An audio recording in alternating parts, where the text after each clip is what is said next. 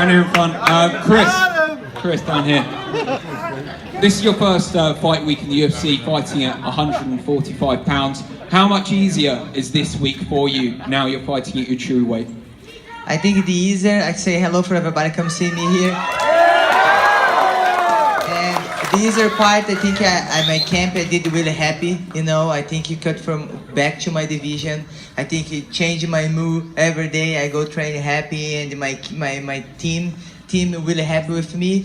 And you know, I feel great. I feel ready. And Saturday night is gonna be my day. Great stuff. Thank you, Tonya, down here as well. To your right. Hello. You know, this is your first fight in the UFC as well. How much of a bigger deal does this feel than, I guess, fighting in Invicta? And how excited are you for Saturday night? To be honest, I'm just happy to be here, and you know, I think that this is definitely my time in my career. I think I'm at the top of my game.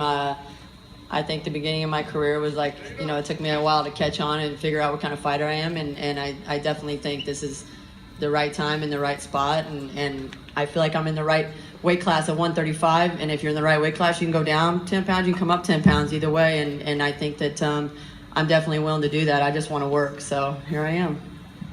Great stuff, thanks. And lastly, for Daniel, straight in front of you, sir. You know, so much has been said since UFC 200, since that fight got cancelled. You've used, I guess, the term junkie with John a few times. You know, in your heart of hearts, do you truly believe that he has cheated and tried to get an advantage over you using illegal substances? Well, the other day, John about cried on the press conference because I had accused him of using steroids. But if I do feel he did try to cheat, yeah, I do. Why can I not say what I feel? I can say whatever I want. If I believe it in my heart, then I will say it. And yes, I do believe he's done it for a long time. So, I don't care. You got a pretty loud voice there, buddy. Good job. How long do you think I've been doing steroids? What's that? How long do you think I've been doing steroids? Well, you're probably about, well, you've earned a title fight, you know, so I imagine you're about 3-0 in the UFC, so those first two fights. Ovent St. Preux, Guzman, and Forrest Bonner, or whatever his name is. What's that guy's name that he beat? Stephen Bonner. Yeah, Stephen Bonner. Stephen Bonner. Those three fights is when you didn't do steroids, but everything else in the middle is eliminated. When I started powerlifting 4 days a week, and I started, you know, with these chicken-ass legs with my bad genetics, I started deadlifting 600 pounds, squatting 500 pounds. USADA was in full effect. So how did I get away with that? Where's the weed? I'm not saying you did it last year versus Ovent St. Preux. You were clean last year when you fought Ovent St. Preux. When I was the biggest ever. That's why you look like you look. How do I look? You're a bum. That's why you looked like a bum last time. How do I look?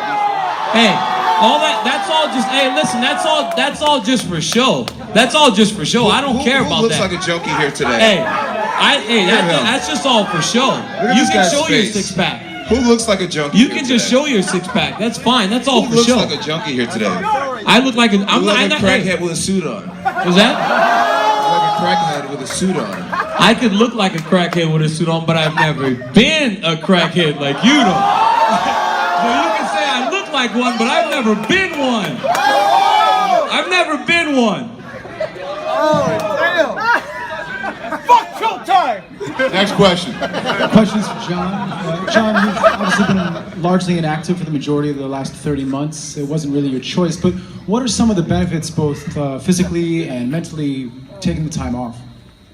Oh man, it's been awesome. You know, I got thrown into, became a multimillionaire when I was 23 years old, and that can do a lot to someone who was never prepared for that type of lifestyle.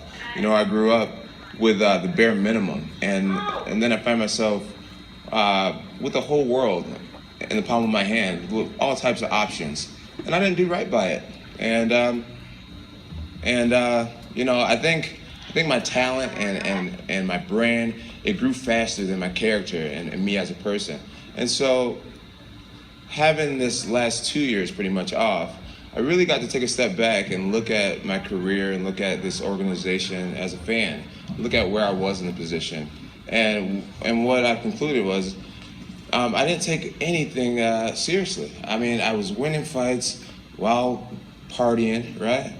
And I just started to think like, you know, I just started taking everything for granted, and I started making mistakes. So it's been great to take a step back and to reevaluate things and prioritize.